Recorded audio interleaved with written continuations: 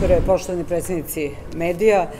drago mi je da ste se odazvali pozivu na jedan zaista, ja mislim, važan događaj kojim počinjemo i započinjemo kao Ministarstvo za evropske integracije jednu važnu temu, a to je, za koju naravno i Ministarstvo za evropske integracije ima svoje nadležnosti, a to je tema, dakle, neophodnosti usklađivanja i adaptacije krovnih dokumenata vezanih za održivi, ravnomeran regionalni razvoj Srbije. To su teme o kojima se dugo u Srbiji pričalo, naravno da se dosta i radi i radilo se, međutim sva naša dokumenta i zakoni su iz 2009. već prilično zastareli u odnosu na činjenicu da je zemlja i u pristupnom procesu, da koristimo različite fondove, da koristimo različite izvore finansiranja i da je zaista to nešto što mislim da je od interesa za svakog građanina Srbije na ma kom delu Srbije da živi. Mi smo kao vlada naravno to počeli sa Srbijom 2025, dakle sa tim velikim planom, međutim sve to mora da se radi odozdo, dakle ne da se radi odozgo, od krova, nego od temelja, a to znači razgovor sa lokalnim samoupravama, to znači razgovor sa predstavnicima, dakle svih lokalnih samouprava i različitih, da kažem uslovno, regiona. Kad kažemo regiona, mislim na statističke regione, ne na prave regione, o tome da mapiramo gde su resursi, šta je to što lokalne samouprave poseduju kao svoj resurs, a nije iskorišćeno, odakle može da se povuče finansiranje, dakle ne samo iz budžeta, nego iz različitih instrumenta i predpristupnih IPA fondova i IPARD-a, dakle fondova za poljoprivredni razvoj, agrarni razvoj i naravno drugih fondova koje Srbija koristi kao zemlja koja pristupa, ali naravno i bilateralne razvojne pomoći. Mi smo radili puno i sa partnerima iz Norveške, iz Japana, iz Švajcarske, Nemačke, naravno Evropske unije i raznim drugim partnerima. Prema tome, to su stvari koje su zaista od velikog interesa za svakog građanina. Upravo zbog toga ja sam počela ove razgovore u Sremskom okrugu sa predstavnicima opština Sremske Mitrovice, koji su nam i domaćini, i zahvaljujem se na lepom prijemu i dočeku, Ruma, Inđija, Stara Pazova, Šid, Irig i Pečinci. Naravno, tu je i načelnik Sremskog okruga, ali i direktor regionalne razvojne agencije, dakle Srem. Regionalne razvojne agencije, kojih ima 17 u Srbiji, su zapravo naš alat i instrument kako da lokalnim samoupravama pomognemo da identifikujemo projekte, šta je ono za što će postojati finansiranje iz različitih, dakle, linija finansiranja, kao što sam rekla, od budžeta do različitih drugih i evropskih i drugih fondova, i da vidimo kako nam se to uklapa u strategiju regionalnog razvoja u koju ćemo svakako morati da uđemo što pre kao zemlja. Dakle, regionalni razvoj ili održivi regionalni razvoj, to je tema sa kojom se trenutno bavi ceo svet. Bavi se i Evropska unija, naravno bavimo se i mi, bave se i svi ostali u svetu, upravo zato što smo sada u fazi jedne velike tranzicije. Vi vrlo dobro svi znate i čini mi se naši građani su već upoznati da održiva energetska politika, prelazak, dakle, sa energenata klasičnih na ono što su obnovljivi izvori energije, od vetroparkova do vetrogeneratora, dakle, i svih drugih važnih, da kažem, elemenata te energetske tranzicije,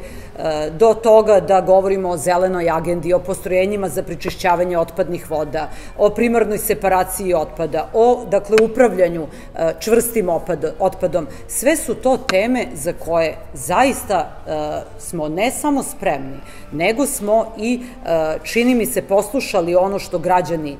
žele, a to je da to budu elementi novog regionalnog, ravnomernog regionalnog razvoja, jer sve to što je vrlo skupo i vrlo zahtevno i traži velika finansijska ulaganja, ali traži i velika i nova znanja, a to znači otvaraju se i nova radna mesta, otvaraju se, dakle, novi poslovi za neke možda i starije, ali ja bih rekla posebno mlađu generaciju. Prema tome, mi pratimo sve ono što su trendovi u svetu. Srbija ne kaska ni u kom pogledu, dakle, ušli smo u te promene, ali za to nam treba saradnja svih. i to je zaista tema za sve u Srbiji, za sve lokalne samouprave i mislim da zaista smo imali jedan vrlo koristan i dobar sastanak gde su predsjednici svih pomenutih opština ne samo pomenuli gde su do sada napravili uspešne projekte, kakva su im iskustva, gde su problemi. Jedan od najvećih problema koji smo identifikovali u pripremi tih projekata su imovinsko-pravni odnosi. Nekada imamo fantastičan projekat, nađemo sredstva za finansiranje, a imamo problem sa imovinsko-pravnim odnosima i ne možemo da mrdnemo od one početne ideje, što naravno sve nije u interesu građana. Mi radimo sve ovo za građane i svaki građanin, nezavisno od toga odakle se nešto finansira, želi da ima i bolju infrastrukturu komunalnu i da se više ulaže u životnu sredinu i u aerozagađenje i u, dakle, borbu protiv aerozagađenja i u čistiju vodu i naravno da se ulaže u inovacije za naše mlade ljude koji bi onda ostajali u svojim sredinama. Dakle, to nisu nikakve apstraktne teme, to nije nikakva visoka politika, to je održiva politika usmerena na svakog građanina Srbije, nezavisno od toga da li živi u Beogradu ili živi na jugu Srbije ili živi u Sremskom okrugu, to su teme kojima moramo da radimo zajedno. Upravo zbog toga mi smo se dogovorili da će uloga regionalnih razvojnih agencija biti sve značajnija i da ćemo u neko skorije vreme nastojati kada obiđemo naravno sve okruge i budemo razgovarali sa svima, da napravimo jednu međuopštinsku grupu na nivou Srbije koja će se baviti prikupljanjem lokalnih ekonomskih planova razvoja. Dakle, šta je ono što je svaka opština identifikovala kao svoj prioritet, kao svoj resurs, kao svoj potencijal i na čemu treba da se radi, jer onda ćemo moći da pravimo ozbiljnu strategiju održivog ravnomernog regionalnog razvoja za celu Srbiju. To se ne radi, kao što sam rekla, od krova, to mora da krene od lokala i da mi čujemo šta su potrebe lokalnih samouprava. Naravno, Ministarstvo za evropske integracije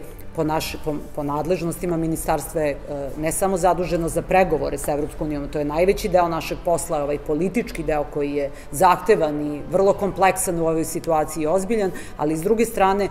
isto tako i programiranje sredstava koje su dostupne kako iz Evropske unije, tako i iz svih drugih razvojnih partnera. I naša uloga i jeste da pomognemo, da otkrijemo odakle može da se i povuče novac, da se ne preklapaju izvori finansiranja, nemojte da uzimamo kredite tamo gde nam stoje na raspolaganju bespovratna sredstva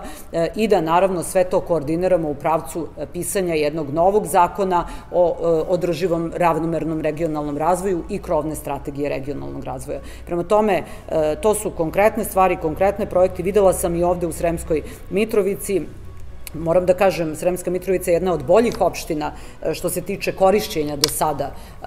sredstava za različite vrste projekata, posebno iz oblasti prekogranične saradnje, jer vi znate da Sremski okrug i opštine Sremskog okruga participiraju, dakle, učestvuju u 3 programa prekogranične saradnje sa Bosnom i Hercegovinom, sa Hrvatskom i sa Mađarskom. I to su zaista do sada bili vrlo uspešni projekti. Mislim da je preko 14 projekata u poslednjih 6-7 godina upravo Sremska Mitrovica uspela da realizuje u nekoj vrednosti od oko između 2 i 3 miliona evra. Govorimo o grantovima, dakle bespovratnoj pomoći. Ni druge opštine iz Sremskog okruga nisu loše i one su dosta dobro učestvovale u tome, ali sad idu i novi pozivi i upravo zbog toga sam i došla da razgovaramo i da vidimo gde možemo da pomognemo i pre svega da damo informacije. Jer u ovom smislu važno je da i opštine imaju na vreme informacije i naravno da imaju, što je jako važno, pojačane kapacitete u svojim lokalnim samoupravama ljudi, dakle, koji se direktno bave projektima, nalaženjem izvora finansiranja, koordinacijom i ravnomernim regionalnim razvojem. To će biti tema za buduće godine, to je ono što smo kroz Srbiju 2025 već koncipirali, samo sad to treba naravno i proširiti i napraviti i naravno za ne samo kapitalne infrastrukturne projekte, već i za naravno projekte koji su važni za lokalne samouprave. Ono što bih želela možda eto da najavim kao jedan važan projekat u kojem smo danas razgovarali i koji mislim da ću uspeti da u pregovorima sa Evropskom unijom u vezi IPA 3 programa za 2022. dakle predpristupnih fondova, to je upravljanje biorazgradivim otpadom u 5 regiona u Srbiji. Duboko, to je Užice, znate i sami, Pirot, Pančevo, Subotica i Srem, Mačva. Dakle, kad kažem Srem, misli se na ceo Sremski okrug. To je jedan važan projekat u vrednosti od oko 15 miliona evra i mislim da ćemo uspeti sa ovim što je i Srem pripremio, da ćemo uspeti da kandidujemo taj projekat. To je naravno, cilj tog projekta je smanjenje komunalnog otpada, to je ono o čemu zaista pričamo, jer taj komunalni otpad se do sada zapravo razlagao i odlagao na regionalne sanitarne deponije, dakle i na taj način možemo da uvedemo čitav ovaj koncept zelenog otpada koji je naravno pre svega vezan za unapređenje zdravlja životne sredine i zdravlja naših građana. To su teme kojima se bavimo i mislim da imamo velike šanse da i ovaj projekat, kažem, za ovih pet okruga, odnosno 5 opština koje će aplicirati za ovaj projekat, mislim da i Srem ima šanse da uđe u ovaj važan projekat. Kažem, opet u pitanju je odlaganje biorazgradivog otpada. Pričali smo i o drugim projektima, neću sad o svim konkretno, tu su i predstavnici i predsednici opština, možda i oni mogu da